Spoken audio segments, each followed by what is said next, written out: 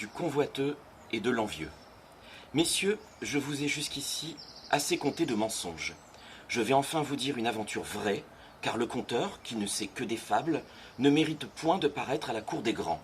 S'il entend son métier, il doit entremêler habilement ses historiettes, et, entre deux vertes, avoir soin d'en faire passer une mûre. Telle est la mienne, que je vous garantis vraie.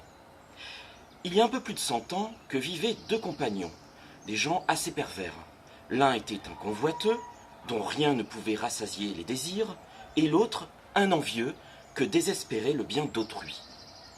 C'est un homme bien haïssable que l'envieux, puisqu'il déteste tout le monde. Mais l'autre est encore pire, je crois, car c'est la convoitise et la rage d'avoir qui fait prêter à usure, qui pousse à inventer des mesures fausses et qui rend injuste et fripon. Nos deux gens, donc, un jour d'été, qu'ils faisaient route ensemble, rencontrèrent dans une plaine Saint-Martin. Le saint, au premier coup d'œil, connut leurs inclinaisons vicieuses et la perversité de leur cœur. Néanmoins, il marcha quelque temps de compagnie sans se faire connaître. Mais, arrivé à un endroit où le chemin se partageait en deux, il leur annonça qu'il fallait les quitter. Puis, se nommant à eux, il ajouta pour les éprouver « Je veux que vous puissiez vous féliciter de m'avoir rencontré. Que l'un de vous me demande un don, je promets de le lui accorder à l'instant.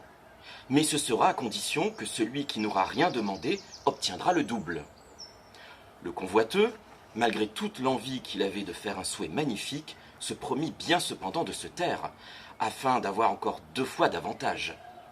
Il excitait son camarade à parler. « Allons, bel ami, demandez hardiment, puisque vous êtes sûr d'obtenir. Il ne tient qu'à vous d'être riche pour la vie. Voyons si vous saurez souhaiter. » L'autre, qui serait mort de douleur si celui-ci eût quelque chose de plus que lui, n'avait garde vraiment de déférer à cette instance.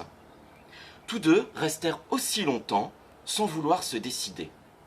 Mais le premier, que dévorait la soif d'avoir, ayant menacé son compagnon de le battre s'il ne parlait pas, « Eh bien oui, je vais demander, » répondit l'envieux en colère, « et loin d'y gagner, tu t'en repentiras. » Alors il demanda au bienheureux de perdre un œil, afin que son camarade perdît les 2.